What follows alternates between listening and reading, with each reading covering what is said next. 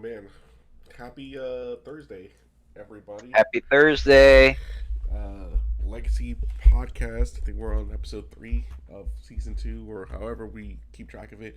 But it is the 22nd of June. I am under the weather, but I'm here. Edward Van Man joined by Eddie here. Eddie's gonna be hard carrying the show today. He doesn't know it Oh yet. God, I'm also under the weather. No. He doesn't know it. He doesn't know it. He'll be hard Oh carrying the show. shit. Fuck. But we got two guests Oh, today. We got Cardfight University is going to join us today, which is going to be interesting. And then also got Alphonse joining us later on. Other than that, let's start it as we usually do. How was the week, Eddie? What's up? I was doing better last week. I'll tell you that much. Yeah, yeah. Oh man, but no, last week was nice. We had the Legacy Cup and played Gandiva and played so many of the mirror matches. And other than that, nothing really past that. I'm excited for 2 weeks from now when we got Virginia coming up. Yes, yes. Legacy Cup just passed for it at uh, my goodness, in New Jersey. I went. I did top that one. Yes, she did. Jesus. Playing Georgia. Everything else was Everything else was Gandiva. Kind of like I made a tweet about it to kind of talk about Gandiva just as a whole, because I compare it a lot to like old Sanctuary Guard, and I don't know if you were around for those days, but Sanctuary Guard was another deck that was very very cheap to make, but also very very good. So that's what I compare it to. But there's still a little bit of skill expression when it comes to that stuff. There are some people that, for whatever reason, you have 20 bound, so that's plus 20 in the front row, right? 2K times every 5 or whatever, and will not play like a trigger to swing for like, 25 or 30, however the number comes out to. Where some people, they'll take the calculated risk and it'll help them out. But like, I, it's a lot. It's a lot of Gandiva, and I think that will not change for a long while. With Best Harvest being what it is, and the deck being what it is, with multi attack as well, Yeah. it's just gonna be a strong deck for a very long time, I believe. But, Yeah, I agree. Considering that out of the box, like you could just build it from that set. It's just so good. yeah, straight from that set. Obviously, the prices are kind of fluctuating now.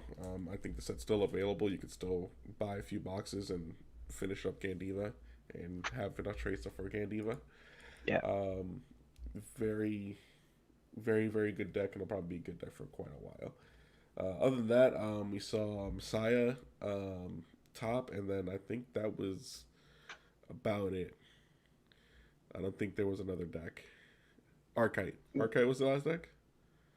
Arcade. I don't think Arcade made it into top 3, but it was No, no, definitely top top eight, top eight, four, top eight. top 8. Yeah, yeah, yeah. Arcade was there. Yeah. That dude went undefeated all day. It was kind of insane. But I mean, if you think about it, like against Gandiva, right? It's you just kind of spam your board, and if they retire, so be it. You can just grab everything back. Yeah, it was a interesting tournament. Quick 5. Well, I'm not gonna say quick because I was starving by the end of it. 5 rounds, Yeah. and then into top 8. But other than that, I had a good time. It was a fun one. Then we have Virginia coming up in Virginia Beach at the Booster Box in 2 weeks, essentially July 8th. Obviously, everybody's seen the Bruce top 8 mats that have been coming up on our stuff. That's the people are playing for. They're super, super good, done by Vishap Slayer himself. Yeah, it Um, looks really nice. Excuse me, I'm gonna disappear for a quick no, second. you do your thing. Done by Vishap Slayer himself. There'll be a bunch of stuff kind of happening as far as like raffles and stuff like that throughout the day. So it'll be a good time. It'll be a fantastic time. All right, we're back. Ha. Other than that, I Okay. think everything kind of went as expected. I don't think there was anything crazy. I think Archite is probably the outlier when it comes to the top 8. Oh yeah, for sure.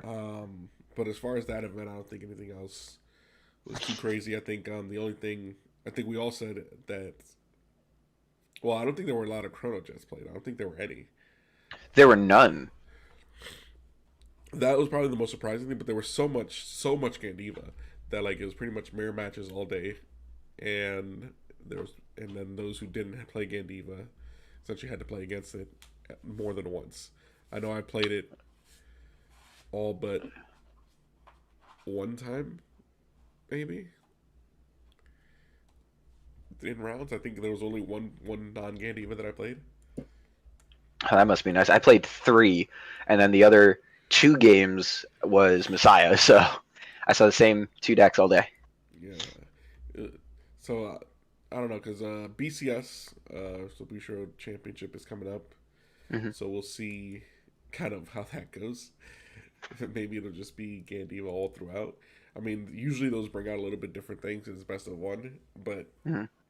you never know, right? It's odds are there's going to be a lot of Gandiva. It's Yep. been it's been going very very quickly up in the rankings in Japan as far as their team tournaments. You usually have an Ebisu, you usually have a Gandiva, and then random third deck. Um, but like it is very good because of how it scales. I guess is the best way I can put it down because Hmm. it scales like a stride deck, right? Except you're not striding, and you have board control, and on top of that, you also have multi attack. Yeah. Um, my experience playing it throughout the entire day, though, it felt like when you go first, it feels really good until you run into the situation of you're going into your grade 3 turn and you don't have anything to retire, or you just don't have your key pieces. So it feels a little rough. Okay, yeah. I guess the key one being like the grade 3 to get you like your to your fifth. Yeah, the grade 3 just getting you to getting to your fifth, but also the grade 2 that on place counterblast one does the same thing. Hmm. That one's really important too. If you don't have those cards, it becomes a struggle to. You're essentially just playing a vanilla grade 3 turn if you don't have those 2 cards. Yeah, true. And obviously we that's obviously without that's just talking about getting the crit. Obviously, you're still retiring a bunch of stuff as well, Yeah. or have the option to retire a bunch of stuff with Gandiva skill alone. So, and obviously board control hurts some decks more than others. Um, so I'm just interested to see like with the next couple of I guess local events because we have obviously the Legacy Cup in July, and then there's also going to be oh no that's a premium event. I was going to say the Crow's Nest, but that's a premium event. So I actually don't know how Standard's going to what other events in between then will affect Standard. There's going to be a Be Sure Rumble online before BCS, so that's going to be I guess the big how do I say it? Like I guess the big looking glass essentially of what the future meta is going to be, or like what people are going to try to bring to try to get their invites to worlds if that's what they're looking to do. Right. Only other thing that happened this week was Fuzzy Paradox's website adding G format. Woo! Throw back to the old heads of the legacy format of Vanguard. The thing is, like a lot of people don't know, I have like a lot of the old deck lists from like when ARG used to go around and what people were playing. So I can Mm. actually give all of those to Fuzzy if he wanted it, and he can actually get all that information from like when people were playing in those tournaments back in the day. Um, and he can have like those deck lists from like way back during that G format. Um, and then the only other in between, I guess, was V. Uh, there's a lot of information from V from PPG and ARG because they transitioned during the same time before they was done. Mm.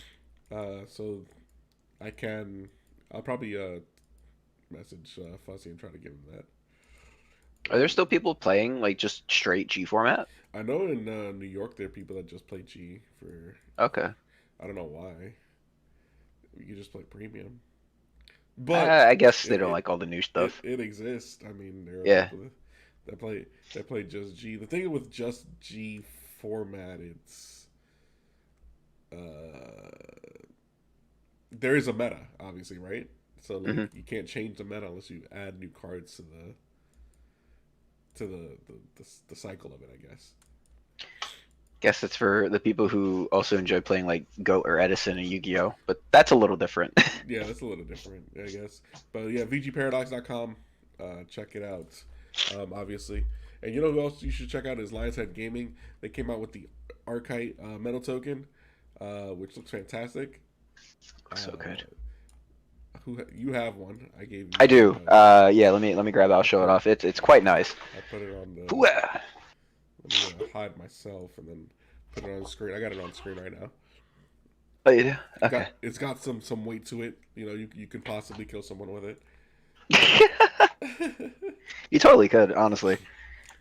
But obviously, they also have the time of your playmat, and if you didn't get one from the Legacy Cup last weekend, and they also have tokens, custom tokens as well. Use discount code Legacy for all that fancy stuff. There it is. Look at that.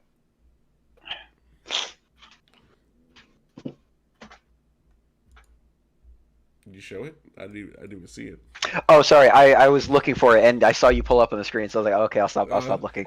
I was like, what? You said, look at that. I was like, oh, it's like it's already gone. There's a little delay on the stream, so I'm a little behind. Okay, here we go. Sinuses. There it is. Oh, there you go. Look at that. Snazzy. Look at that. Look at that. All right. So our first guest is going to be Cardfight Vanguard University. Hell yeah. We'll take a short break because we're both dying. Yeah. I need some cold meds. But we don't cancel. We don't cancel. That's no, never. Hard work and dedication. But we'll take a short break, get everybody set up, and then we'll be right back with you guys. Be right back, folks.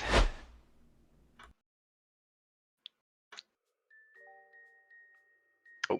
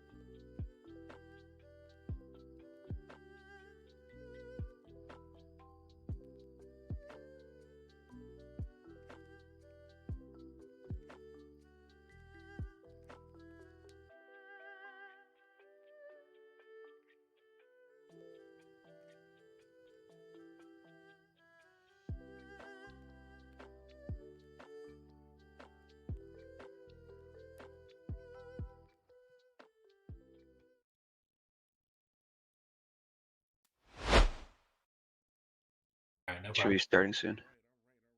All right. Thank you so much for everyone for sticking with us and joining us back on the Legacy Podcast. Once again, my name is Edward Van Mans, joined by Eddie, and joining us now, of course, is we have a very special guest.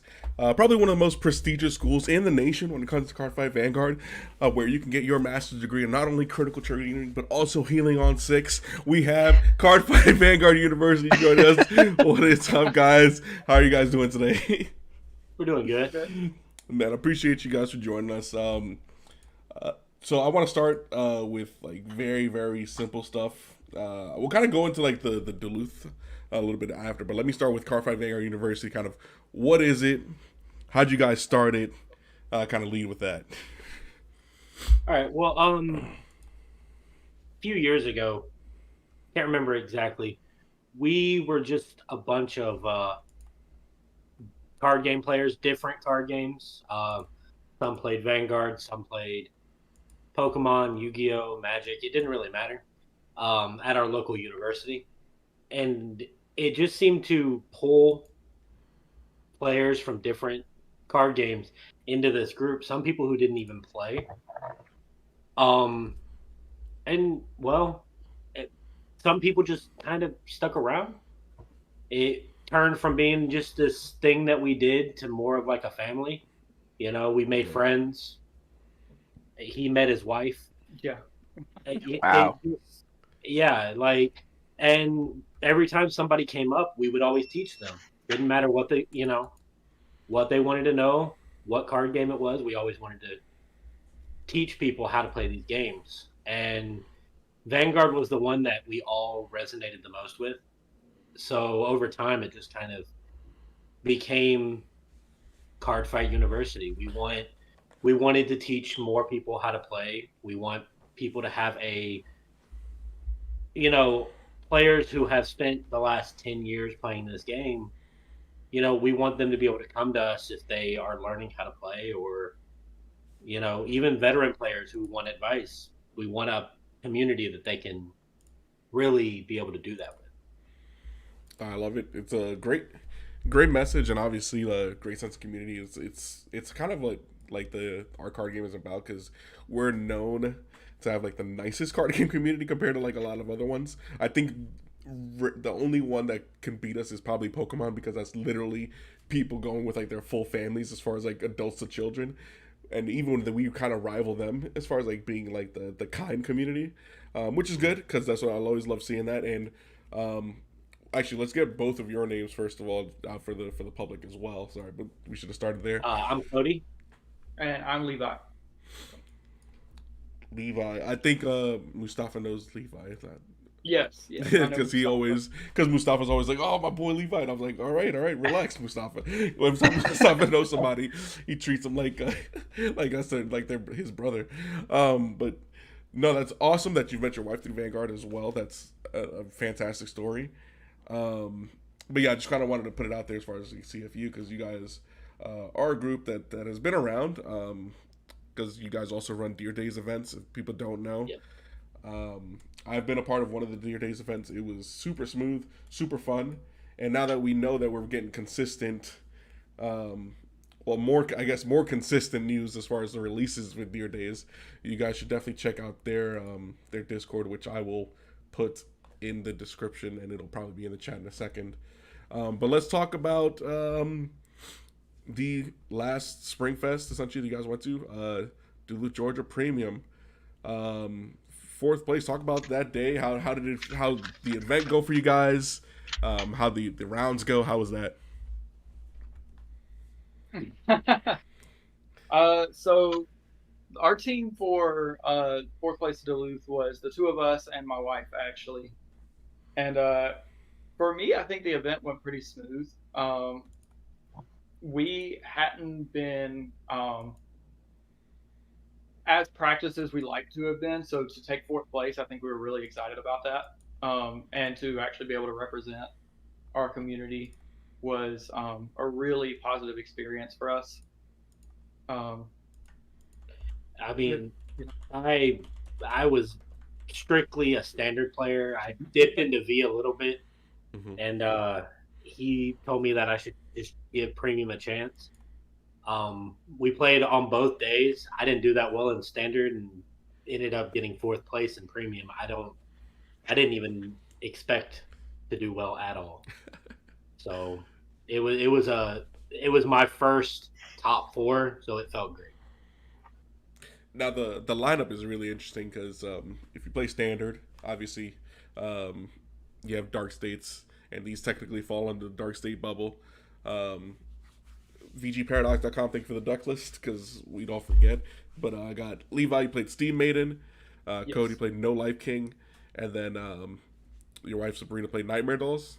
Yes. So Oh wow, all dark states. yeah, that's what I'm saying. Yeah. It's crazy because like you don't expect stuff like that, especially with like Aquaforce coming in the meta, and then like Narukami is really big in that time as well.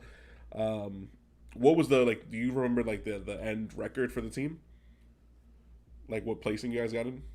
I want to say We finished Swiss X1. Oh, that's huge. And then we lost in top 4, and then we lost in the game for 3rd place. yeah So, Gotcha. It's still but I do huge. remember we finished Swiss X1. yeah we did. Okay, that's still pretty good. Still really good because like when you think about like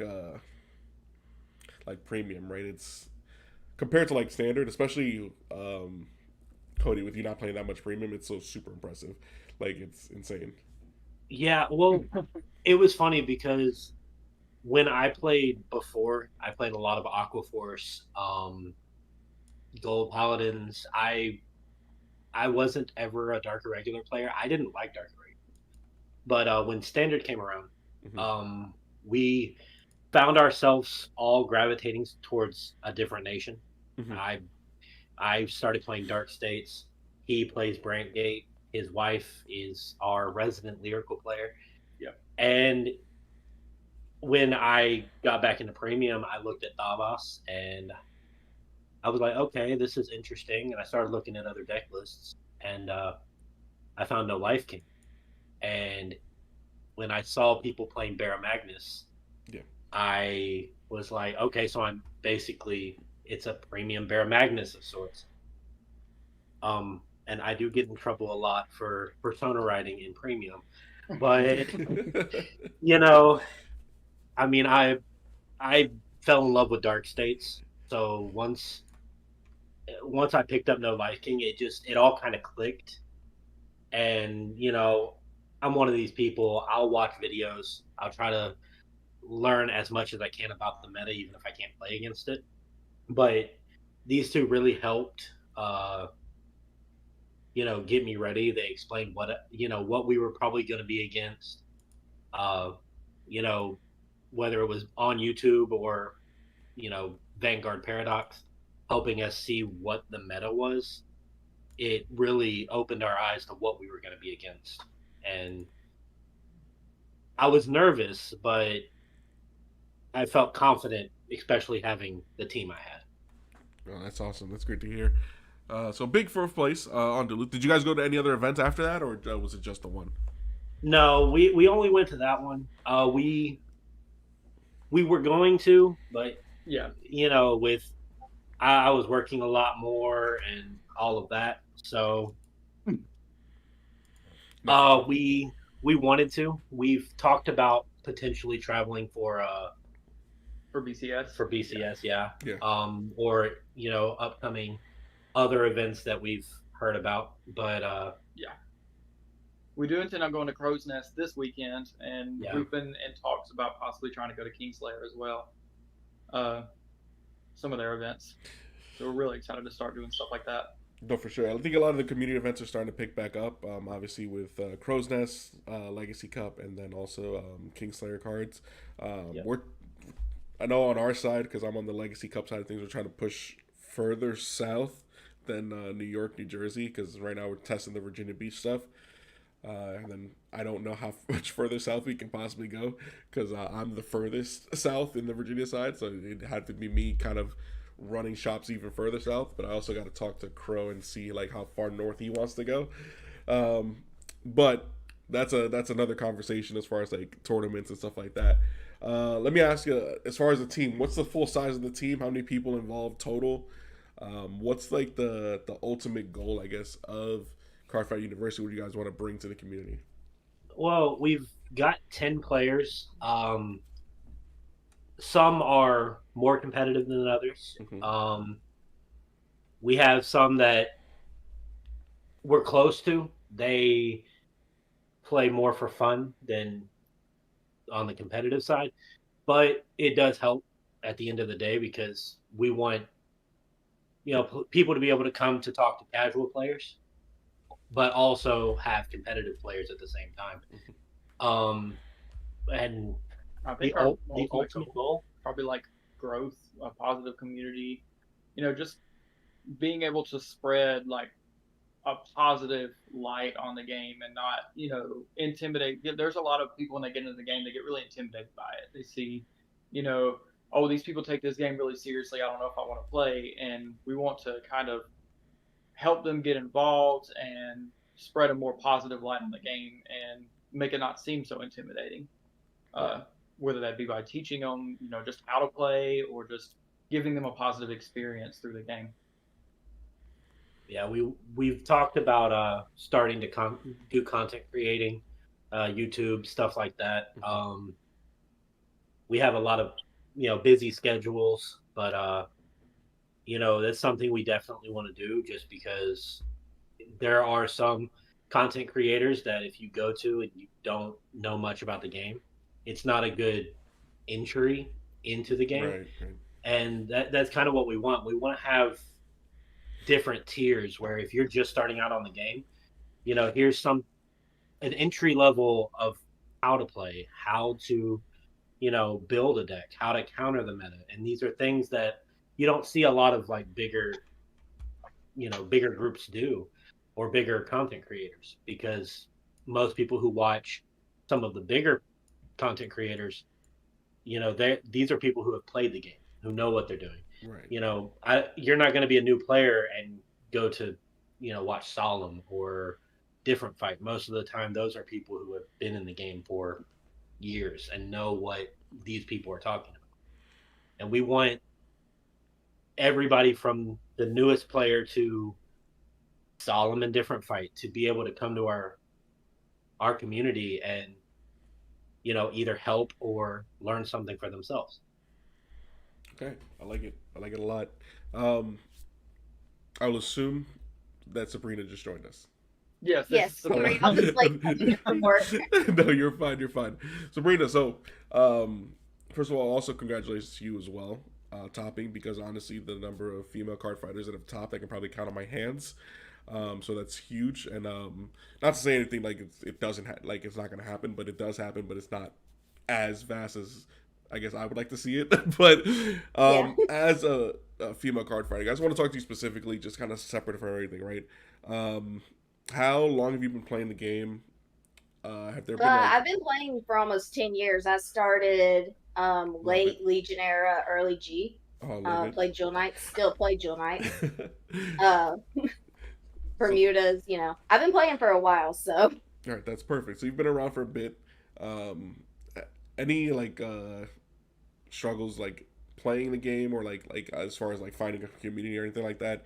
Because I know there are nightmare stories from other card games, but like ours doesn't really get talked about. So I always ask like how your experience has been because it could be different for everybody, but we don't really know, right? As like me being a blissful male, like in a TCG, I don't really have struggles as far as like finding a community. I'll just jump in. No one's gonna try to talk to me weirdly or anything. But how has your experience been just in Cardfight Vanguard, just in general?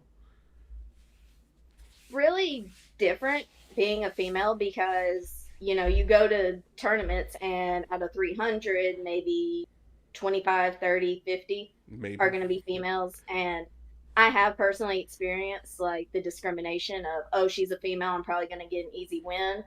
And then unfortunately, because I have been playing for so long, I end up usually winning, and I feel good, they don't. But I'm a little cocky. That's why I took Nightmare Dolls. But really, it's just you're female. I've come to the conclusion, and our team really sees it. You're not a female card fight player. You're just a card fight player. You're not a male card fight player. Like, we don't really take stances like that anymore, just because it is different. There are obstacles sometimes. Everybody assumes that, and in standard I do play lyrical, but you know, I'm a girl. I'm gonna go towards lyrical. I'm gonna go towards Bermudas. True for me, I do. You know, I play Jewel Knights, I play Nightmare Dolls, but the first deck I ever built personally on my own was Dragonic Vanquisher back in G era. Nobody expected that. So, stereotyping just as a female, I have experience, but I have seen it change a lot in the past couple of years. So I've really appreciated that, you know. Yeah, Um, I think I agree with you as far as like, cause like I said, like on my side of things, like I can only assume, because I don't experience and live it. But I always want to ask because like it's not a conversation that's like I don't know if like people think it's taboo or like what it is. Like I don't know. Like there's a certain maturity level that certain communities expect and stuff like that, and some communities would be like, hey, cut that shit out. Don't fucking like excuse me. Don't talk to her like that and stuff like that. But some will like let it slide and like or be too shy to kind of bring it up and kind of talk about it. And I don't know if Carfight Van like I said, the number of like women that I've topped because I've been around for God knows how long. I'm too old for this game now. Um, I've been around for a long time, and like, you know, like I said, the number of females that have topped, like I can almost count on my hand as far as like yourself. Julia Romero was standard in Duluth as well. Top multiple times. Sarah Michelle. There was Kelly Harris that topped in their ARG. Like I can literally count them on my hand, but I don't know if it's an instance like because there are other women that play as well. Um, but I don't know if it's an instance as far as like they're around, but I don't know like if it's like a community thing. Like, hey, are you being more welcoming and more inclusive? Because I feel like our game reaches like a different type of. There's something for everyone. I feel like right. Um, so that's how I feel like, and especially because our game is like tends to be nicer as far as like, hey, if you lost your deck at a BCS, odds are you're gonna get it back, which is actually yeah. insane. Compared to like other card games, like if I lost, which I have, if I lost a deck at a YCS, I'm not getting that back. There's no shot I'm getting my deck back. But here, for whatever reason, people are okay with bringing things back. They're like, oh, you forgot this here, then like stopping you and being like reminding you like, hey, you forgot your deck here, grab this, whatever. So that's why I kind of wanted to talk about that like just a little bit because like everybody's experience is different and it shouldn't be, I guess, swept under the rug as far as like, oh, everything's okie dory and great all the time. That's all. That's all I kind of wanted to talk about that specifically. Let's talk about Deer Days real quick because you guys ran a few Deer Days events. When's the next one that you have Deer scheduled? Days? That's all you. All you. So we've been hosting Deer Days tournaments pretty much since about a month after the game released. We've been actually really excited to host them. You know, we've been to try and keep it as open as possible, just doing a free to play for fun. You know, nothing really on the line kind of events so far. One thing I'd actually like to see with it, I know back in the day with Vanguard Zero, Bushy Road came out with this idea where they were like tournament organizers can submit with us and actually get in-game prize support given out to the winners and stuff like that as long as the organizers submitted the results and all that. And I think that'd be really cool if Deer Days did something like that as well, just to get people more involved. But overall, they've been doing pretty decently. We did see a little bit of a dip in turnouts and stuff about a couple months ago as the game started to slow down and just in overall play. But I'm glad that they've announced the future sets to come out, future support to show that they're continuing to move along with the game. And I'm noticing a bit of a resurgence in the community. So, and I think that's a really good thing. Yeah, the recent patches have been very, very good. Yeah, luckily. definitely. So that helps out a lot as far as like the community events because I did run a few events myself. Yeah. And like I said, I did join one of the standard ones. It was super easy, super clean.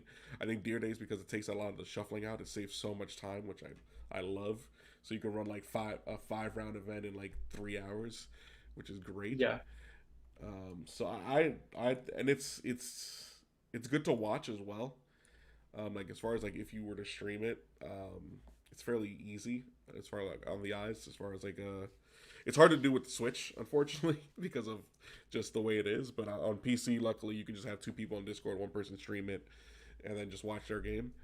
But I just kind of wish there was a spectator mode, so that way you can kind of eliminate that, and then just be like, all right, if I want to watch somebody's game, boom, I can jump in. The in-game pricing is interesting. I don't know. It's kind of like the struggle with that, with like the company, right? For you or whatever it is, and trying to get them to be like, all right, we'll develop something to throw in. But I see like the uses of Dear Days essentially is fantastic, but I don't know how long we'll be able to get as much as we can. Like them just announcing the extra sets, I was like, oh, thank God, that'll just add more people to play a little bit longer. Yeah. I'm hoping to see like continued support even after Messiahs and Set 10, since we do have that confirmed. Mm-hmm. One thing that did kind of disappoint me a little bit about the game is that it's so far behind standard format when it comes to just the release of the sets. It's kind of hard to use it for playtesting when real life is 2 to 3 sets ahead. But I don't know that they're going to try and catch us up anytime soon. Yeah, I don't think that's what it was intended. I think it was like a kind of like a one and done is what they were hoping it was going to be. I don't know if Bushido ever has plans to make like a Master Duel type thing where you're like almost there, or like at least like maybe one step behind. I know they just now. Oh wait, never mind. I was about to leak something. Never mind. Nothing. I'm gonna circle back to something else. Oh damn, that would have been bad.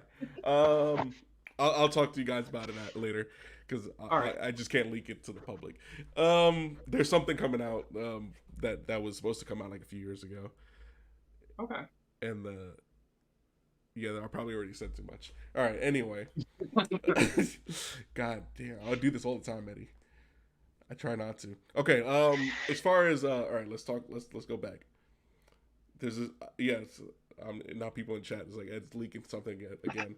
All right, so let's talk about SPs versus frame rares. Which one do you like more? Which one do you prefer? I don't like FRs. I actually don't like FRs all that much. SPs. That's where I blow my money.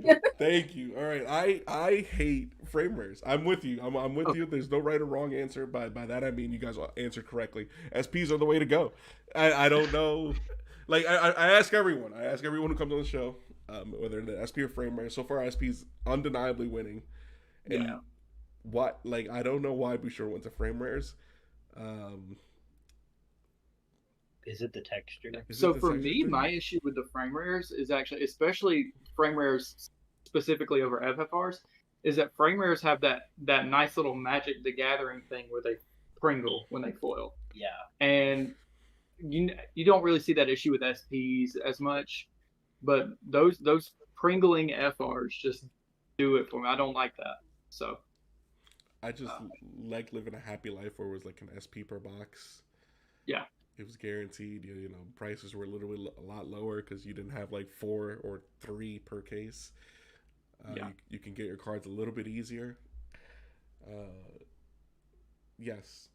All right, let's talk about the future. Any future events you're going to? Plans on BCS Worlds? Any hype on there?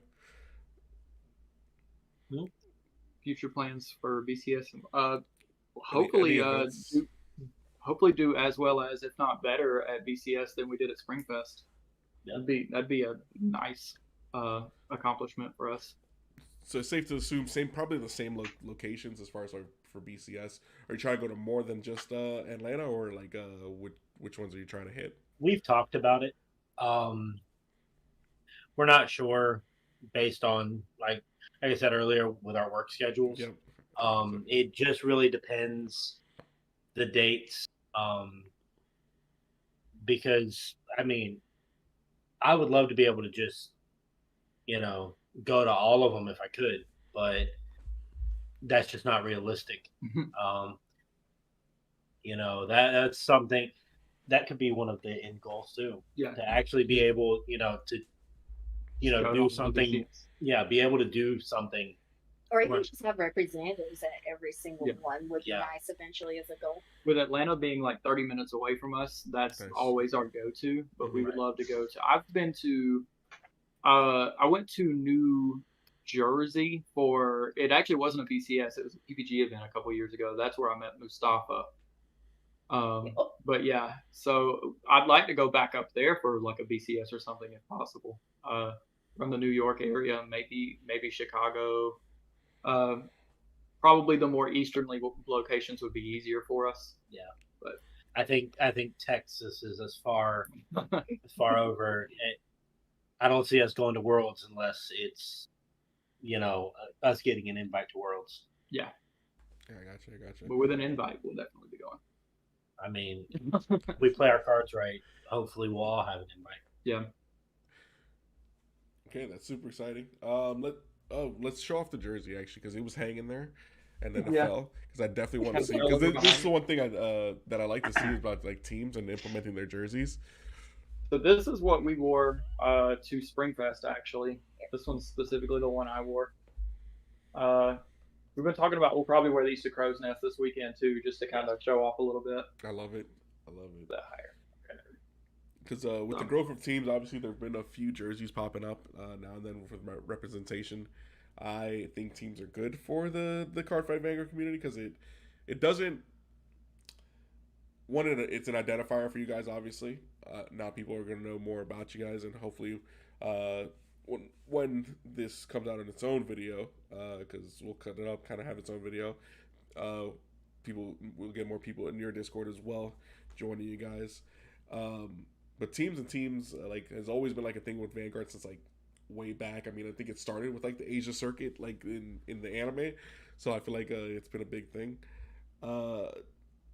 If you guys were to like pick like if like, do you guys have like a rivalry but inside like your own team? Because you guys are 10 people obviously. Max you can play is 3v3. Are there rivalries inside the team? Like Most definitely. We have one. I was gonna say I have one with both of these two. I mean, ours has dated back to Pokemon. Yeah. Whenever if he built Xerneas, I had Evital. It was always we were the yin and yang. These two, it's always, in our group chats. Yeah.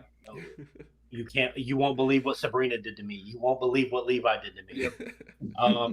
We have two of our players that refuse to admit it, but they are basically the same player. They play the same style. They like the same decks. Ryan and Rowan are two. Call them by name. Yeah, I will, because they hate when they're compared, but those two are so similar that it has caused probably the biggest rivalry in the group. Yeah. They always have to one up each other. That's hilarious. Our rivalry is actually why I did so well with Nightmare Dolls at Duluth. Because I do think that these rivalries are really healthy and competitive for us because they're not something we take like super seriously and take personal. It's just we're trying to we like to say sometimes iron sharpens iron. The more competitive we are toward each other, the better we're helping each other become. Right. So.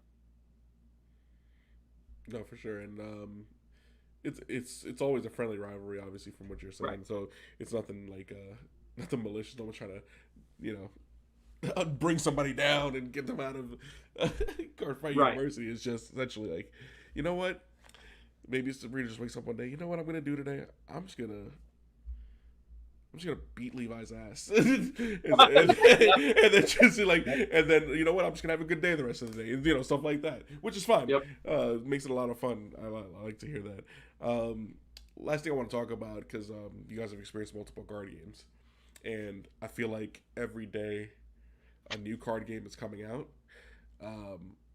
Are we hitting a point where like there's too many TCGs? Like, I feel like we have Shadowverse coming out. We had like. Yeah, because we have for a while, it was like Magic, Pokemon, Yu-Gi-Oh. Those were the three. Those were the big three. Yeah. And then every other card game that tried to pop up, it never worked out. But and I feel like, the past few years with not having events, oddly enough, a lot of people started looking more into card games. So now you have Digimon, you have Weiss, um, what is it, Shadowverse is about to come out. I know Disney has their card game about to come out. It just seems like every brand now wants to have some kind of card game. And as much as fun as that is, I do feel like it does pull a lot of the communities thinner because there's not many people who can play Yu-Gi-Oh and Vanguard and Magic while also playing everything else. So most people gravitate towards one. So I do feel like having too many card games can hurt the hobby as a whole. But I wish the best for every card game. I want it to be a hobby that there's a card game for everybody. Because honestly, I've played card games since I was 8 years old, I think. So 22 years I've been playing different card games, and it's always been that one thing I could go back to. That one thing that just got me in a good mood. I mean, honestly, if it wasn't for card games, I wouldn't have my best friends. I would be a completely different person. So, I want that to be a positive thing.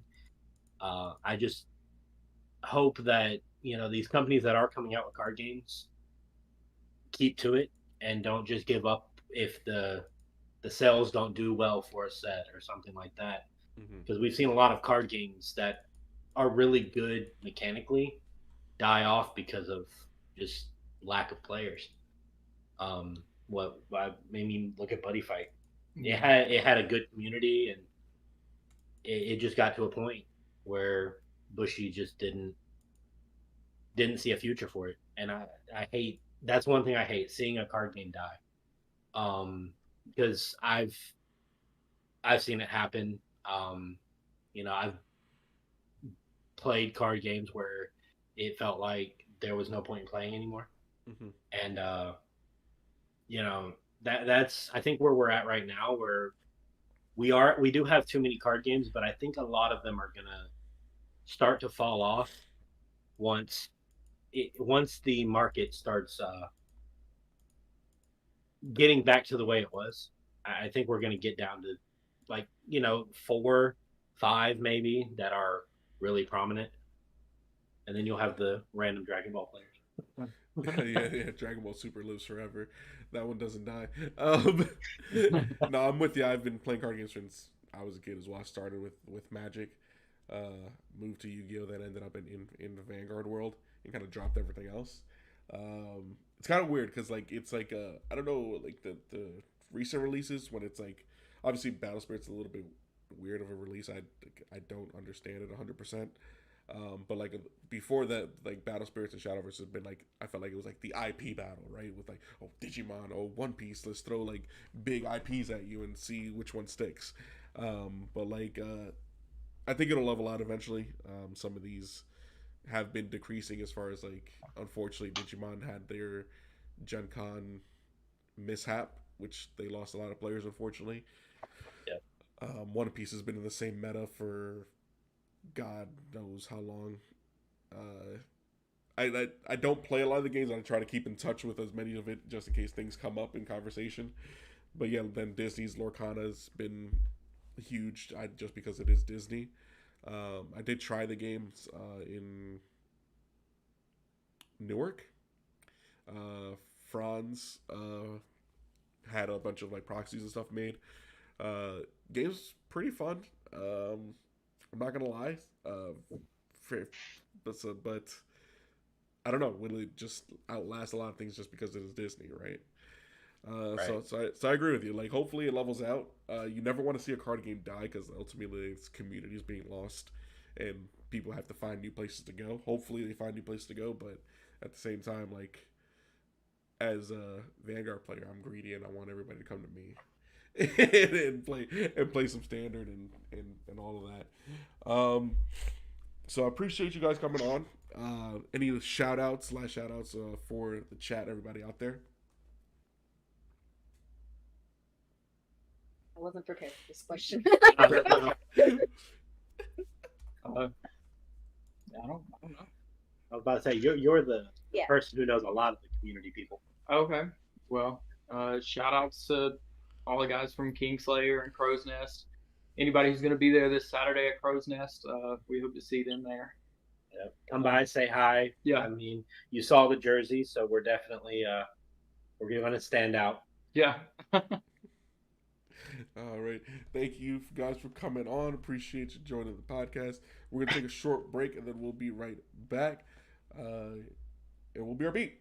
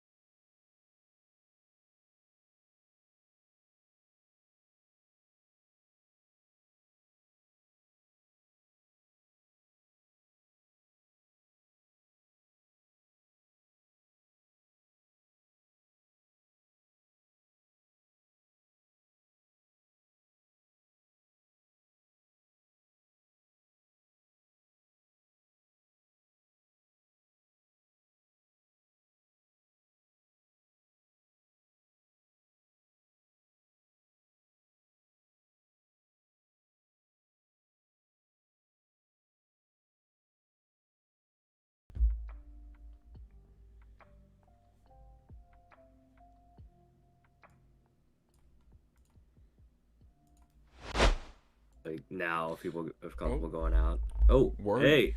Word, hell yeah.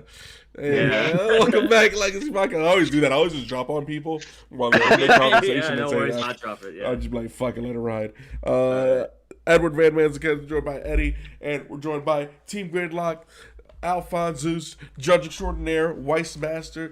Pretty much, you do a little bit of everything, actually, Alphonse, don't you? Almost. Like you're Almost, yeah.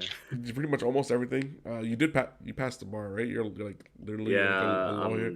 Yeah, got back from work, so I had to do the lawyering grind. See, like this, it's actually insane, like all the stuff you do. But anyway, back to Legacy Podcast. Thank you so much for joining us. How are you doing today, man? How are you? Whew. Good. Just being productive. Did our usual life dailies for like taking care of Doggo Mario and bringing out trash and stuff. So Like settling in. like you're describing his life dailies. You gotta wake up. He's like, all right, I gotta get work on these dailies. Get a 10 roll at some point. Legit, I can't roll until like the weekend, really. Yeah, no, I gotcha.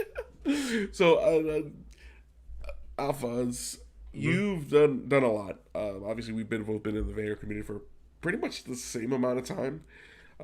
As far as stuff, so there's a lot of stuff that we could talk about that has changed because we've seen like the evolution of stuff.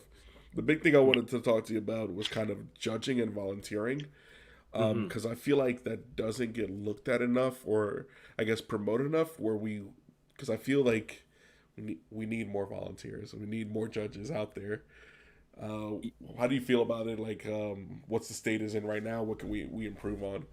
I think kind of being on both sides of the aisle with being a player and a judge has been an interesting ride. It was a different flip of the switch in a sense. You want to make sure you, of course, know your not only just the rules of the game, but also with how the floor rules work. Like what constitutes a caution, what constitutes a warning, and usually a lot of the stuff that will involve warnings, game losses, and such, you have to bring it up with HQ to make sure, because these are serious penalties that can carry over into the later parts of the rounds. Now, when given all this knowledge in mind, judging and volunteering, yes, we can always use more hands on deck. Registration can be a grind because, especially when, say, we only have one booth and we're trying to register for 2 games, it can take a little bit of time, especially if people have questions for, like kind of like editing their deck log or how the policy changes from, past years during the pandemic era to today. And it's adapting to all of that, which has been it's been interesting. I've learned to appreciate what it's like going to a tournament more after serving as a judge, volunteer, runner, etc. over the past couple of years, and it's definitely welcoming because Bushi has revamped the judge program. They're trying to make sure that they can incentivize people that you don't have to judge every event or staff every event, but you can still at least try to help out the community every once in a while, kind of like a volunteer community service type of thing. And you get to see all your friends, but you, of course, as part of Bushi, you are being neutral and unbiased. And by getting into that side of things, they always have recruitment posters going out on their website to try and promote it out on Twitter, and have contacts for all of that to get you set up with onboarding. So it's always welcoming to kind of see new folks. I know that there are a few that volunteered, and just the more the merrier, honestly. No, for sure, because I was talking to who were we talking to for the Newark side of things, Eddie? Was that 2 weeks ago? We were talking to Christian, I think, and yeah, it was Christian. Who's that? Who's before Christian? the Spoon, I think. Yeah. Yeah, we were talking about the number of volunteers in Newark because we felt you guys were struggling. As far as I thought there was so little numbers, and I was like, why? I couldn't figure it out. Well, yeah, go ahead. Sorry. Yeah, no worries. Yeah, Newark is definitely a struggle because it's, I guess, the second biggest in terms of turnouts. First being Cali, and the amount of staff that we had, it was just kind of gauging what we needed, especially that when staff would go on their break, or we know that when judge called and we need to give out warnings, time is ticking on the clock, so we want to make sure everyone gets their fair share of, like, if there's a ruling question, and especially with the deck checks. Top 8 deck checks have completely revamped over time to really start to suss out, like, someone that's playing unfairly or, God forbid, cheating. And that process has really taken a while, but, it's really up to judges to kind of, like, really analyze that, especially for those chosen to kind of, handle that top 8 like process. So it's a lot. No, I get it's a lot. I think it was like we were just talking about, like, because I couldn't believe like how many people there were, because I thought it was a very low amount. So I don't know. I guess maybe people just don't know what like the benefits are to judging and helping out. I mean, ultimately, especially when it comes to team league, there are also people that don't find teams the day of, that you can still pretty much sign up to volunteer, at least be a runner. Like there's some things that don't really require you to kind of prep for some stuff, I guess, but like compared to like floor judging and stuff like that, there's also small things you can do, like even if you're not looking to be a judge, that you can help out with. Or did they take that away? When it comes to the judging staff side of things, there's a whole onboarding process you have to kind of go through. It's kind of like, because you are being paid for the time that you're working. That is probably an incentive to work that weekend. They kind of enforced that when I started working there. I think it was like 2018 or so, like that. They had a policy where they would give you free product as for your payment, but then over time they kind of adapted to that, and now it's just like, okay, now you actually get paid for the weekend. So we can't really take volunteers that just can't find a team. It's more of like, hey, there's a recruitment thing, there's a poster. I'll probably see if I can retweet it out more often, because regarding the event registration, if people aren't feeling like the format, or maybe they want to try out a different side of things, those types of resources are always there, because usually that'll take a couple week process to kind of like set yourself up in terms of like a job versus like just a volunteer effort. That usually has that is taken a more professional side than before, when usually we would just be volunteers and get product. Yeah, that was I'm not gonna lie, that was my favorite when it was volunteer for product, mainly because like things with taxes and stuff like that. I'm not trying to pay extra taxes. Yeah. But that's something you don't have to worry about unless you're an adult, you're a big adult, like me and Alphonse are, where you're trying to like avoid different tax brackets. But yeah, hey, look, sometimes like $30-something will push you over, and you're like, oh man, this is gonna suck. But for like the younger people that are in there, that are working part-time jobs or something like that don't have to worry about stuff like that. You do get paid for your time. Now the judge promo stuff is something new. Yes. That wasn't around when I was around. How does that work exactly? Okay, so that was part of the revamped judge program that usually they have. Bushi's probably putting together another chance for people to take the test within the next month or so. So when you see that link posted out, feel free, take the exam, but you also study the floor rules. So part of this revamped judge program is the way that you approach promos. So when you staff, you get points, and those points you get, and then you redeem the promos. So of course, the more regionals that you staff, the more points that you get, and those points you use to redeem. I know that for this circuit we had the Sasha promo, level 3 combo for White Schwartz. For Vanguard, I'm trying to remember what was the. They just announced the Tiger lyrical promo, grade 3. Yes, yeah. So they have promos you get that are exclusive to judges, and of course they're tournament legal, so that's always good. And it's just incentivizing people to not only sign up to get certified, but also sign up to staff. Because it used to be, I think, for a year or so, as long as you judged like at least one regional for BSF and BCS, and with the BRO, you get a judge promo. Now it's on the point system, and so I find it's pretty fair, because for people that want to staff multiple regionals, then they should have multiple chances to get a playset. And hey, Fuzzy. Yes, the Alphonzeus is here. Fuzzy out here. Fuzzy, I'll see you in New Jersey, hopefully. But yeah, I think before Barrel Magus was one of them. I think the Grade 2 for Prison was one of them. Oh, Fuzzy already beat me to it. Yeah, Barrel Magus and then Agar Rouge. I forgot the name. Grade 2 for Prison, yeah. But they come with a cool judge stamp on there. Have you got any? Are they foil? They're full art? What are they exactly? They are stamps. So here, I have one of them on. Let's see. I was like, this was a while back. Because it's hard to tell when they have it on like the website, like what it's gonna look like. Yeah, it's all of it's like hot stamped. I think I'm not sure if they have like foil editions, but I do know that at the base you have the hot stamped ones. So let me see. The one I got a while back. Oh man, I'm trying to remember. Okay, so this one right here. This is the Genesis Sentinel. Ooh, from way back. Okay. Yeah, so this there will be full art at least. Yeah, so these are full arts, and then there's no foiling on this one. It's just a judge stamp promos. But yeah, I had a Weiss judge promo before. There was one in the Bang Dream Idols, like level 3 combos.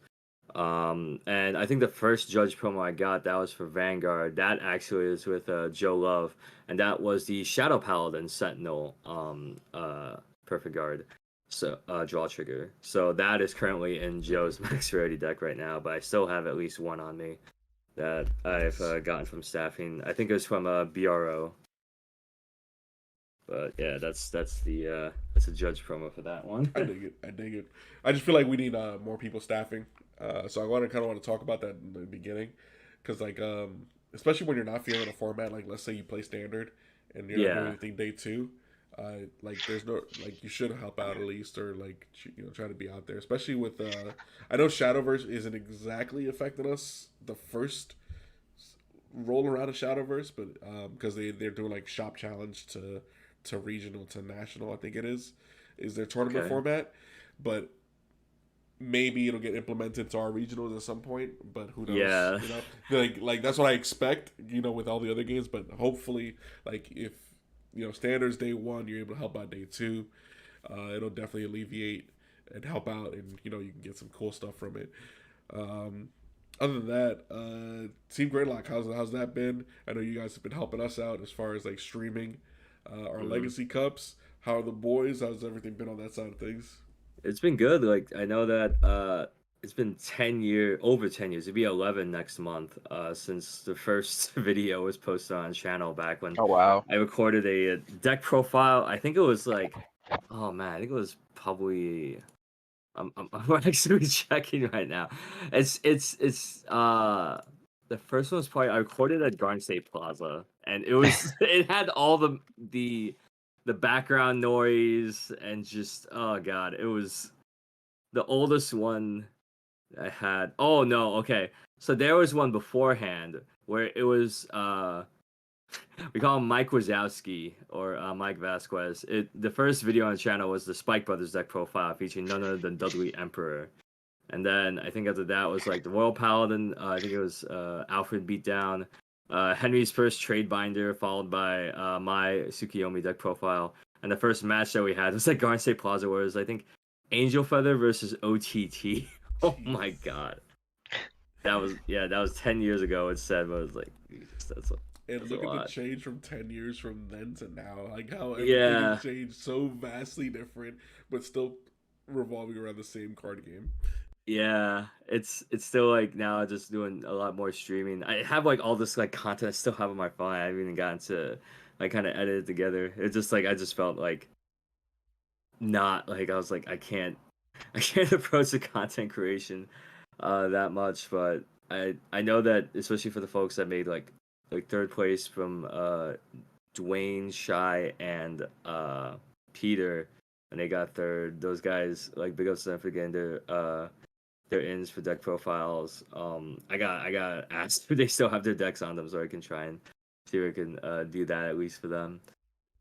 I usually just do the announcement videos as to like what legacy events are happening for like the season. So if people are like not into BRO or BCS, BSF, and then saying like, well, you still got some major other like major events back when ARG was probably the secondary competitive scene that a lot of people travel out to. Yep. That was probably it. And then Vongola also had a circuit as well that people definitely wanted to partake in. There was a couple of other stores that did like some major events from like Toy Wiz, Pai Brothers, and now it's like, you mostly like with the circuits of like Final Turn, Silco Gaming, Card Quest, and then expanding that to even just going beyond the tri-state area is insane. Yeah, it's hard. It's hard because like it's like you see things come and go, and a lot of the people still around, which is kind of interesting. Like I said, like it's weird because like me and you, we've been through like pretty much every iteration of Vanguard formats. On. We've seen what I like to call day 2 games come and go as far as like unfortunately Buddy Fight, Luck and Logic, Dragoborn, not Weiss. Weiss is staying forever. Weiss is unstoppable. As far as Weiss, I'm still I'm more into Weiss now. Weiss is unstoppable, man. Weiss's IPs have been getting insane. Yeah, like I was just thinking, like, all right, you start with like SIO, AOTs, like your big flavorful hitters and stuff like that, and then once we started getting into like deeper into Fate ReZero, I was like, all right, that's time to do it. I'm like, oh, what do you guys want? I'm like, all right, let's throw some wild ones out there. And then when I see Adventure Time, I thought this is hitting now a completely different realm of spectrum right now. Like I don't even know what. Like it's just awkward seeing like, all right, I got my Madoka Magica. I was like, is that Jake? What is this? Dude, I walked into Final Turn at the Legacy Cup, and I looked over. I'm like, is that the cabbage guy from Avatar? Like, why is this in Weiss? Yeah, they got it. It was on the survey, and it got to the point where it wasn't suggested on the survey, but it was actually a pre-selected choice. Like, if you want to see the Avatar, you can check this off. Demanded. Yeah, no, I'll be doing a master case of that one, and I'm like, oh god, there's so much going on with that game. It's a lot, but it's definitely something I like just because it's the Super Smash Brothers of like trading card games. Because who else you're gonna find like freaking Batman Ninja taking on like JoJo's Bizarre Adventure? Like it's no longer anime. And we haven't even gotten like some of the titles that are in Japan, like as far as like Star Wars and like the Disney 100 stuff, and like some things that probably we won't get, but at the same time like it's there. Like there's so many titles, it's insane. It's like like top 2 tables. I'm like, what happened? I saw like freaking like Marvel Avengers taking on like Disney characters. I was like, it's dead. We're so dead. We're so dead. Like, what is this? I see all these like meta decks, like people running from like, and then now I just see like Western cartoons are settling in so much. Truly the multiverse event we waited for. Truly. I was like, oh my god, they have to get Cardfight Vanguard in there. I know that has to be a set. A Cardfight Vanguard in Weiss, that would be like. That's meta. It's so meta. I'll be so meta because they're already getting like they got Quince Bang Dream in like Vanguard. I was like, hold on a second, hold on. Like they need to do the opposite, just put like Vanguard into Weiss. Yeah. And then just keep like the anime characters. Don't even put like the units or anything. That would actually be sick, actually. I'll be so dude. That would be the trigger. That would be like this and like yes, these are both games under the Bushiroad umbrella. We can do this.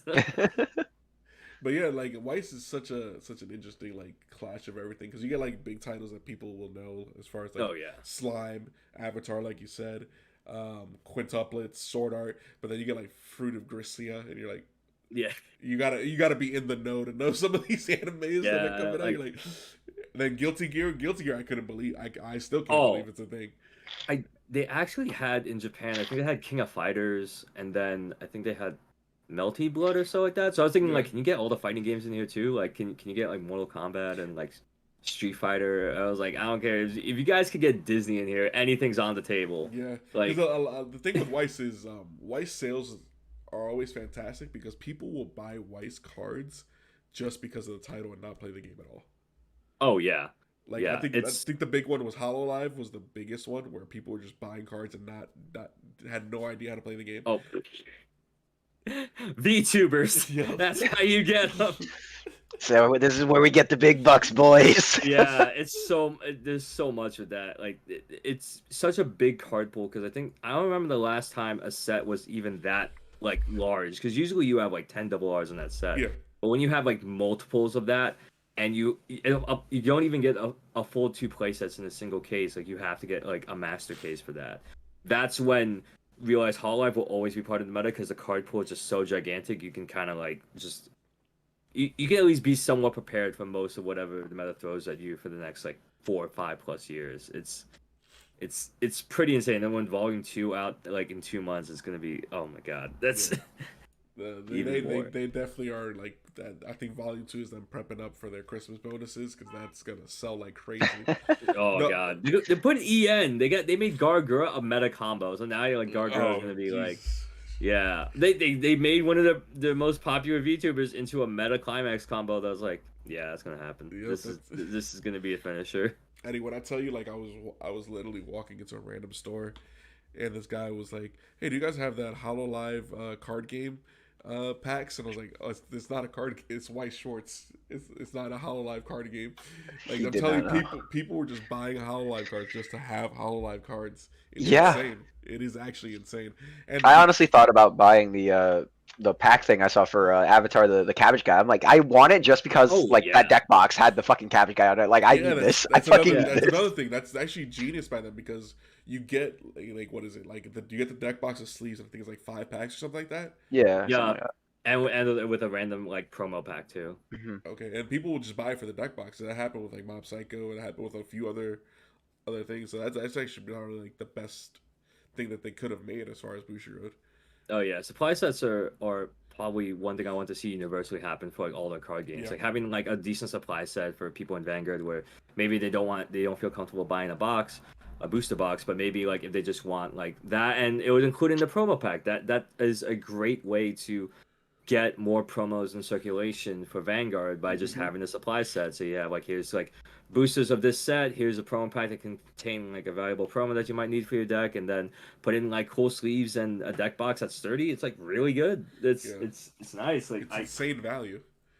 Like I don't think anybody else could ever see like the quality in the deck box is just so freaking good. Oh god, he has it. Yeah, and I have it, of course.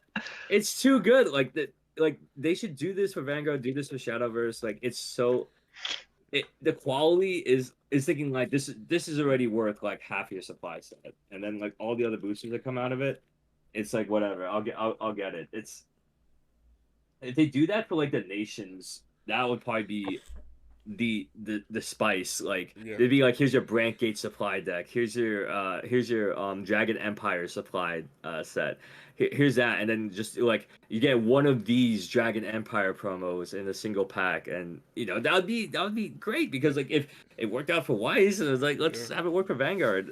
It's definitely a lot of value for like the customer for sure.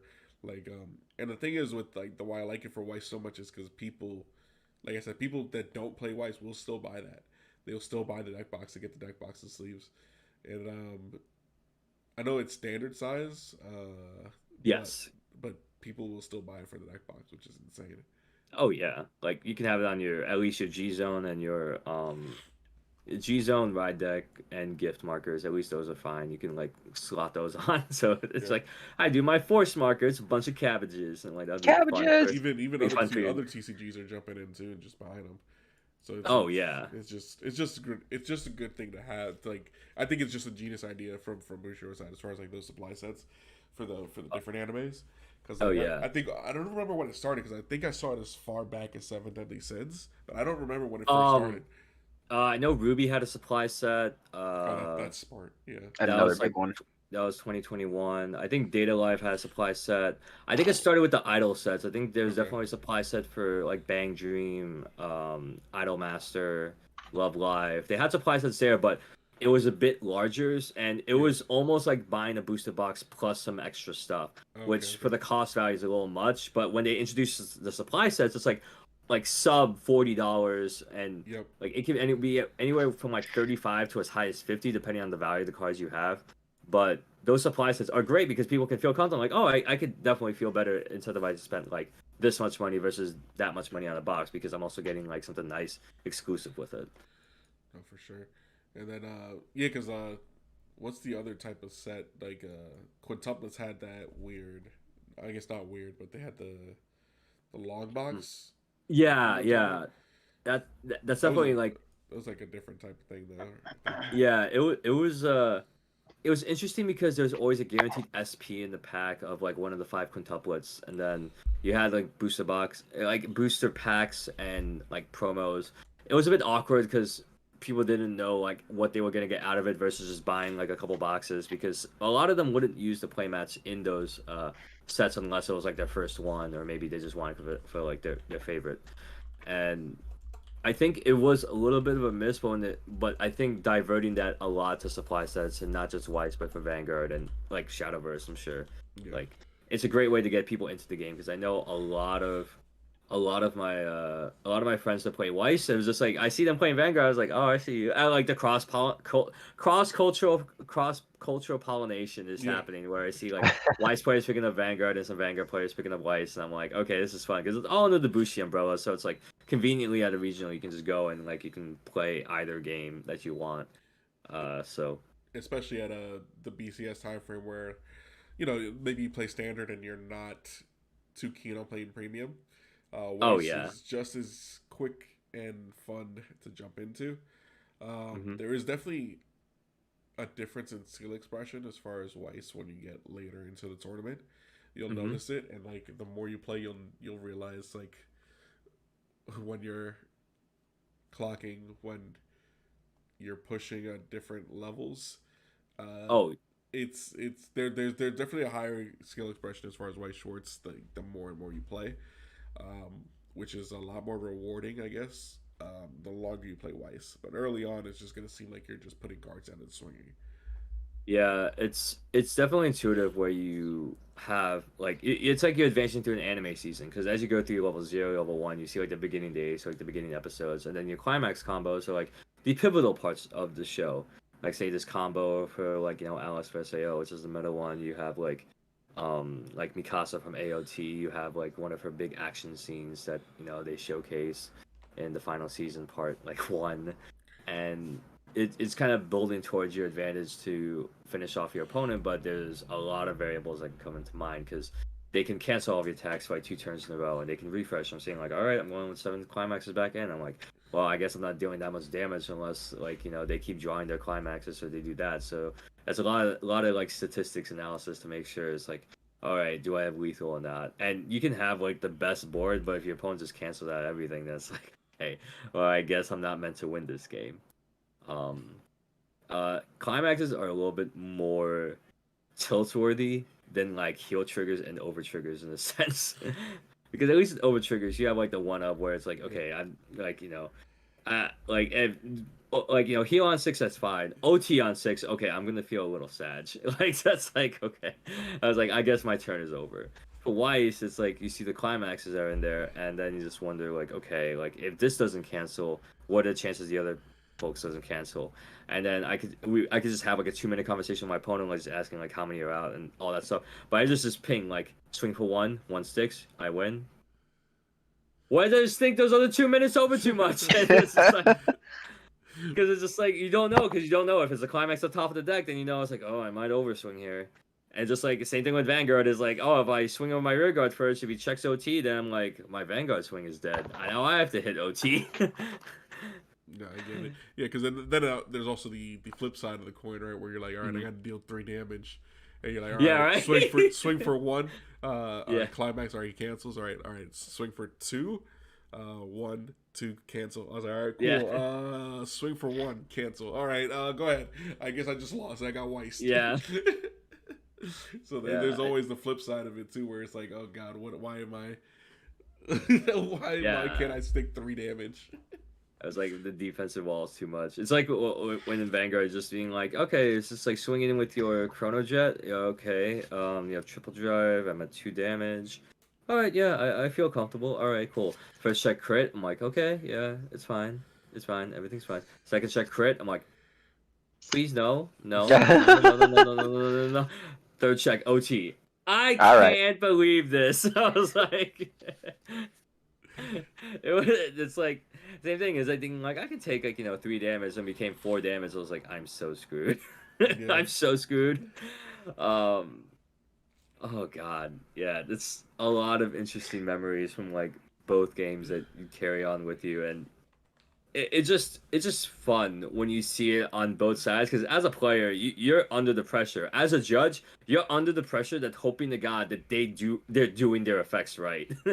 Because you can't like step in, you can't like say you can't do this, like unless it's something like truly illegal or something like that, then like you can do a little bit of investigation work, but a lot of times players should at least call out stuff if they see it, because we can't be like the rescue police and just say like, hey, you weren't supposed to be doing that. Like, no, it's like formally it's like players should know like the etiquette of just saying like, did you pay cost, or saying like, were you allowed to play this card? And then so now to get the judge, I'm like, okay, now I'm making this official, because now like I'm getting involved. And so because this happened, this is what happens, let me confirm with HQ, boom, okay, caution here, warning here, and proceed, that type of thing. What's the craziest judge call that you've had? I think the craziest judge call I had was, I think it was the one that got me, where it was I think somebody called an action in Weiss that was 2 turns later. Oh, and they were saying like, why is that character still on the field? I was surprised. The opponent was surprised and was thinking like, what do you mean why it's still on the field? I'm like, I sent that to memory. And I'm like thinking, whoa, okay, I need to get HQ on this one now, because now we're talking about something here that's this is like, why isn't that in memory? It's like, I need to get actual like head judge over here, because now we have a situation. It's just go like, was there a card? There's a card on the field that had it, and I can't confirm or deny anything. I just have to report on what I have. I can't like add in context on top of what the players already have to try and build a case for like one or the other. Right now, I just say like, dude, I don't know. I don't remember the players saying memory at all. I just saw it going, and then the way that it went down was that the guy that attacked, because the head judge asked him like, did you attack with the card that was supposedly sent to memory? And said yes. And then going through the process, it's like, I'm gonna have to give you a game loss because apparently that card was not supposed to be there. But then the other player that called him out got a warning, because you're supposed to state your card effects clearly for your opponents to understand. Oh yeah, the Gize ruling was hilarious. Okay, so the Gize ruling happened in Swiss, where I think it was Evan his opponent was talking about Gize. I was like, what do you need to go into Gize? And so I was like, do you need GB3? And I'm like thinking like, well, let's read the card. I'm like, okay, no, you just need to make sure that the Zero Dragons are in drop. And it's just like, if you want, I can confirm. Like, yes, please confirm. I'm like, okay. So you got the head judge come over, and he's good for it. I'm like, yeah, it should be fine. And then like 10 minutes later, because this was when Evan was on turn 2, and he was just riding up. Then like 10 minutes later, he was like, hey Al, can you pause that game, like the Gize game? I'm like, yeah. And I'm like, okay, pause. And I see that Evan's already in Gize with like 5 Zero Dragons, and I'm like, oh my god, did we just approve something that we're not supposed to approve? And so our head judge, he was going through like the wiki, he was going through everything. I was like clicking every single Zero Dragon to make sure, and I'm like, Evan's already on Gize. We're like, this was at least 2 to 3 turns later as well. And I'm like, we're trying to make sure that Gize does not require GB3, right? It's not like Ultimate Stride or anything. It's just like, please. Like, it happens. Yeah, it just happens. Yeah. So that was the Gize story. So a lot of times the funny stuff just happens when just somebody happens to remember a moment that was supposed to happen but didn't happen. But it's like 2 full turns later, when everybody was already doing like drive checks or just like drawing cards, getting their engines in. And it was like, wait a second. I'm like, hold on, no, wait. You can't just go wait a second and pause the game while someone's like mid drive check as to something that happened 2 turns ago. And it was just like, all right, we're gonna have to calm down with this one. We can't. But it doesn't require GB3, right? Because it doesn't say anything on there with GB3. Yeah, it's just get your 5 Zero Dragons in there, and then like once you stride, boom, okay, you're on Gize. Yeah, like that's it. you meet your stride requirement, you go into Gize, and then you deal your 5. That's funny though that he said pause that game. Yeah, it was just like the second guessing, where it was just like he had to check and confirm, and then I was like, okay, I can feel comfortable confirming. Please continue. Like, I think my craziest was, I have two stories, right? Just like yours. Okay. Right, this was one that I witnessed that I could not say anything on. All right. There were 2 players that were in top 8. I will not say their names. I'll not say anything. Of course. They were shuffling whatever, and they did not allow each other to cut their decks. Now, the judge came up that was judging that event, X event, where it's like, all right, I will shuffle both your decks and cut. And one of the persons said, no, I don't want you touching my deck. Right? So me, as the former judge that judged pretty much everything ARG and everything in Bushu, I would have been like, okay, I would have just approached that player like, here's what's going to happen. You're going to let me shuffle and cut your deck, or you will lose. Because there's no ifs, ands, or buts about that one. Yeah, like, you can't just, like, you have to offer a cut for competing. Yes, yes. But that happened. I had to watch all that unfold. And then to the point where, like, the tournament organizer was like, I'm going to shuffle your deck. And I was like, at that point I was getting irate, so I just had to walk away. So I don't know what the conclusion ended up being, because they ended up playing their game. But like I said, wasn't handled the way, because essentially there's only one conversation if I'm if I'm judging the event. It's gonna be, you're gonna let each other shuffle and cut, or I'm gonna shuffle and cut, or you're gonna lose. There's nothing else. All right, so that was insane. I've never seen that in my entire life, except for that one instance. How would you have handled it? Probably the same way, right? Like, I'm gonna shuffle. Yeah. I was like thinking, like, I don't want you stacking your deck. I was like I'm just gonna think that. I was like, sir, we need to make sure you offer your opponent cut. Like, it's. You don't, like, you don't want your opponent to touch your cards, sure. So I'm gonna touch your cards. If you tell me I can't touch your cards, then you are not playing this game. Like, I was like thinking like I don't, like, look, you can shuffle, but it's not. It's culture. Like, oh my god. That is 100% true story. Did not, when the judge said, all right, how will shuffle? Okay, he said, no, I don't want you touching my deck. I said, and there is no way anybody would ever say that to me as a judge. Yeah, I was like, no, that's like. Top one is just being like, your cards are going to get touched by other people. Like, you're going, like, they have to do this for the competition's sake. Like, that was one. Go ahead, Eddie. Sorry, go ahead. I don't have like a judge type S story like that. Like, nothing crazy. I just remember last week when I was in the Legacy Cup, I played one of my matches on stream, and the chat was like losing their shit, not because like I was apparently absolutely savaging my opponent, but because I was doing my skills incorrectly, and I didn't realize it. We just accepted the game state. Like, he and I were just like, we didn't know, so it just kept going, and it happened to that thing where it's like, it's 2 or 3 turns past what it's supposed to be, right? So it was fine. We kept going with it. But the one thing that did get caught on stream that I had to catch myself was, I called down the grade 3 for Gandiva that says Soul Blast 1, retire a rear guard, and then draw a card if you didn't retire anything. I go to Soul Blast 1, and I go to check top 5 thinking that's the multi-attacker. I'm like, oh, wait, hold on. I'm not supposed to do this. And I just hear from the other room the commentators going, what just happened? I couldn't stop laughing. Oh, my God. The other thing that happened was probably the funniest thing ever. It was like early Stride era, and the guy was playing a Messiah deck, and he strode into the trial deck Aquaforce Stride. Oh no! It was in Chicago, not Chicago. It was in Atlanta, and the guy called judge, and I was like, "Sir, you can't do that."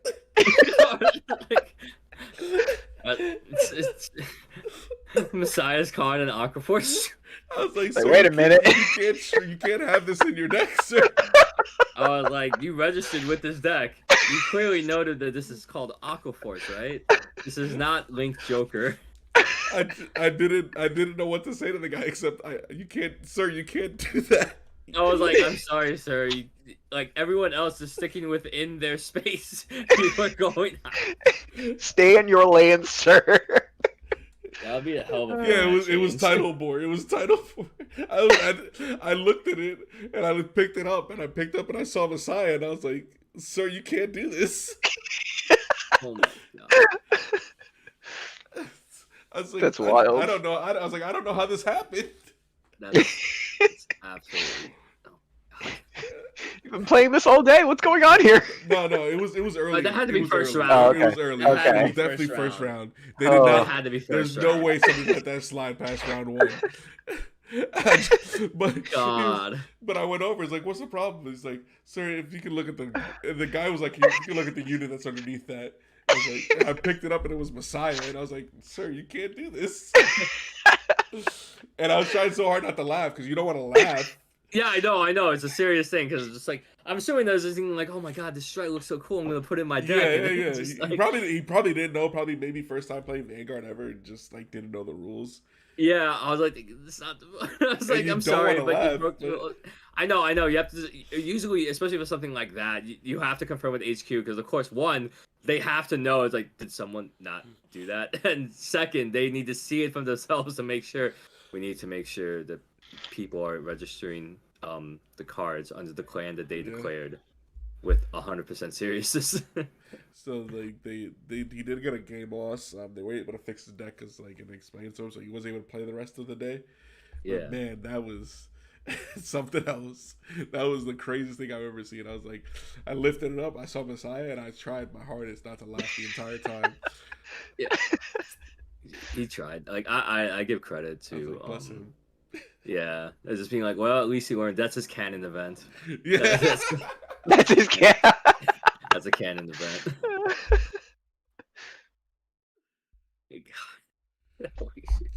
yeah. But those are the two instances. Probably the most wild instance is probably like I cannot fathom someone saying no, I don't want him touching my cards, but that did happen. I was like, Yeah, I have to that's touch your insane. cards. Like, don't worry, we're not gonna break your cards. We just need you to cut the deck. But Like, these are the type of card players that exist. They exist. They are out there. You know, Yeah. now that you mention that, I remember when I was doing deck checks for top 8 at fucking Springfest. Yeah. The judge was like super serious about, can I touch your cards? I'm like, this is not like radioactive plutonium. Like, you can just go ahead, you can do whatever. But like the way he had to ask, I was like, damn, something must have happened. Yeah, like because you have to make sure like we can't have judges like mess up on like testing out the shuffle or like kind of creasing the cards. So Right. because a lot of times, especially when trying to like suss out like cards and seeing like what could be bent and such like that, there are people that kind of like they have to look to see like, do any of these cards at this angle, does it look like there's like a nick here? Is there like a bend here? Is there like something here that you can see that you can differentiate one card from all the other cards? And so they have to be very careful with how they approach it because one, you don't want to mess up their sleeves, and two, Right. you need to make sure that okay, at least in the totality of the circumstances, this deck is just going through normal wear and tear. Because it's going to happen, like people would sleeve up before round one, and then in between rounds, at least, they are responsible for making sure, like, hey, if you're like, if your grade 2 or grade 1 is has a bent sleeve or something like that, you got to make sure you make sure you replace the sleeves because you don't want to get called out like that.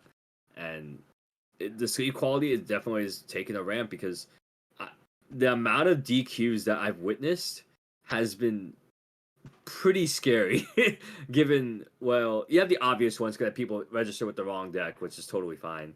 But then when you see like something with like sleeves and bent stuff where it was enough factors to meet a threshold, that's where it's be like, wow, we need like 9th, 10th, maybe 11th place, and people can just they just gotta wait on the bubble. Like it's kind of like everybody's in the club and 9th, 10th, and 11th are just out there just waiting. Like somebody's gonna get thrown out, right? Like, Right. but sometimes it doesn't happen. At least like hey, if people get to top 8, they pass the deck check. That's like an accomplishment in and of itself because they can breathe. That's what everybody was saying essentially all weekend in New York. Was like I just beat the hardest person in the event was top 8 check. Oh yeah, the hardest one is top 8 check. What's so nerve-wracking about it for me at least was we were the 8th team and I was CC, so I'm literally the last person to get checked. I'm watching everybody like they're getting told to go get new sleeves. There's this one guy, there's a judge who's like staring into the soul of the card sleeve just to make sure it's like good. And I'm like, oh Yeah. Jesus Christ. And then when he gets to me, like when you get pulled over by a cop and like you just you did nothing wrong, but you just have that feeling in your gut like he's gonna get me on something. Yeah. That was me with the judge. I was like, he's gonna get me on something, and I didn't even know I did anything wrong. Yeah. It has to be a serious circumstance because it's just to protect the integrity, to make sure that nobody that's trying to actively cheat or like use like bend cards or something like that to their like unfair advantage.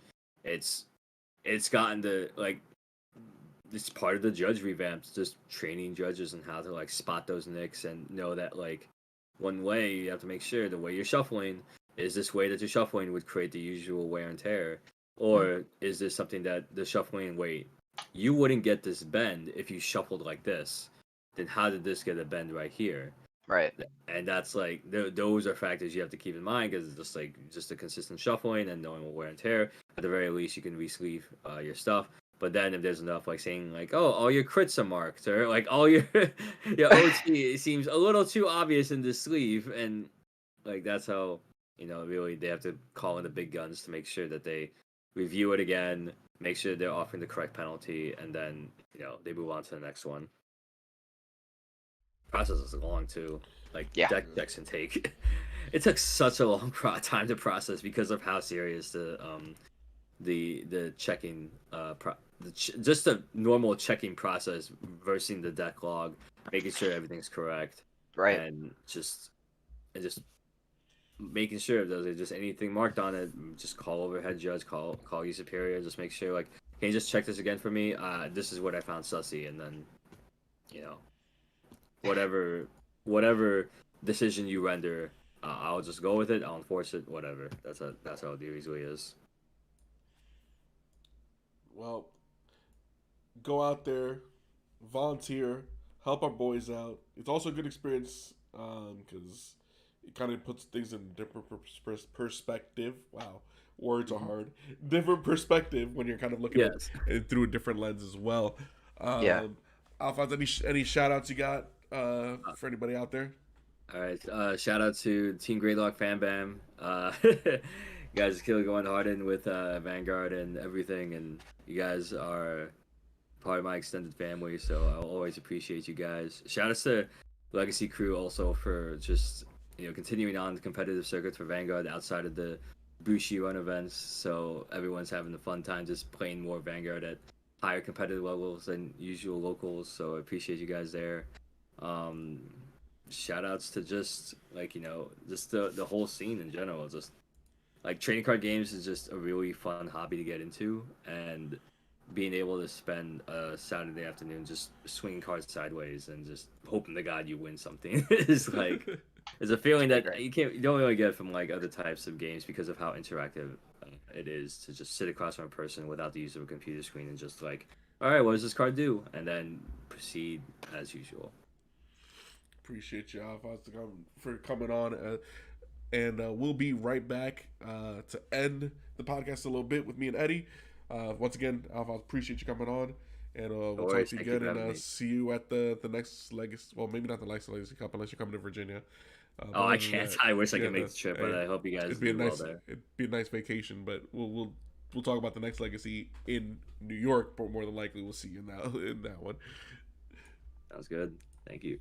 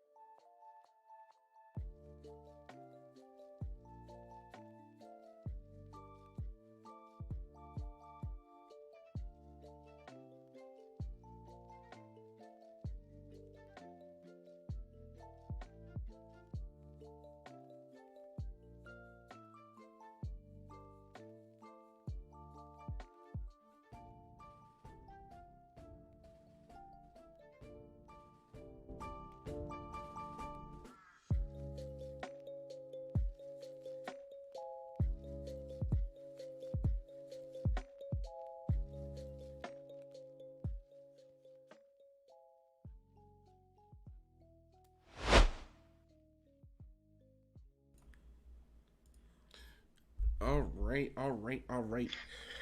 Welcome back, everybody, to Legacy Podcast. Edward Van Mans, Eddie. Hello. We ran it. We did it. We're both sick and Oh god. It's so bad, dude. We did it. Appreciate our Cardfight University and of course Alphonzeus for coming on. You can we posted the Discord link for my god, I'm like my notes and stuff like that. Posted the link for Cardfight University Discord. I'll probably post it again. And Alphonzeus, you can find him on Twitch when he does go on stream. Obviously, Team Gradelocks as well. You can follow them as well on YouTube. I'll probably have like all the links on the description and stuff like that when we get the actual live videos out for each of them. But other than that, pretty good week. Obviously, we had the Legacy Cup that passed. I made top 4. I made 3rd. Yeah, you did. I did that. It was me. It was me. It was me, baby. It was me. A lot of Gandiva, a lot of hype. Other than that, like crazy announcements during the past couple of weeks as far as like new releases with the sets, stride decks all over the place. Yeah. People saying that Luard killed the game somehow when last time I remembered Luard wasn't even topping. It was Prism and Angel Feather. And then like I think the last V tournament I played was in New York. They had like the circuit. It was towards the end of V transitioning into D, and I remember that the top 2 was Angel Feather, and then it was Highlander because I was second. And I think it was Grand Blue, and then Lord. But Lord killed the game, whatever. And then yeah, Premium, I guess. Premium. The last bit of Premium was Ange, with like the Riviere to skip to grade 3, so you can stride kind of first, and then Keys was kind of dominating the meta back then towards the end of Premium, but Lord I guess was the one killing the meta, and it made everybody change everything. I mean, I don't know. I was just there, watching, and kind of observing. But, I was just kind of there. Man, who planted this tree? There's a shit ton of shade. I mean, it's because people just say things and don't know what they're talking about. Yeah. And don't have any data behind it. But I guess that's the internet. Yeah. It is with the age that we live in. But, Lord did it. Blame Lord killed the game. Anyway, let's say our last shout outs. Eddie, what did you think? Yeah, if you're building Gandiva, good on you. That deck's fun, I guess. Head out to Legacy Cup in 2 weeks in Virginia Beach. Yep, Virginia Beach, the booster box. Eddie, are you going? I'll be there. I heard. Yeah. I heard that some of the Gradelocks guys are going. You should probably coordinate with them. Oh, we are. Legacy X Gradelock vlog coming in for the trip down to Virginia Beach. I dig it. You should definitely vlog it so that way I have more content to put for the YouTube page. Hell yeah. Other than that, Legacy Cup Virginia Beach at the booster box. It is a very nice and spacious place. You ever been to Nando's? Like a South African, British. Yeah, I guess it comes from South African, British, grocery store, supermarket kind of thing. No. It's like a chicken place. I guess it is what it is. Oh, it's a restaurant. Yeah. I've never been. I've always wanted to. Oh, we have one by us, bruv. Oh, bruv, I'm gonna get in there some chicken, bruv. Yeah, big man. We out here with the mandem. Go get some Nando's. All right. I can't do all that. Right, that's it. We're done. We're done. Goodbye, everybody. Goodbye. We're done. We're done. Peace out, guys.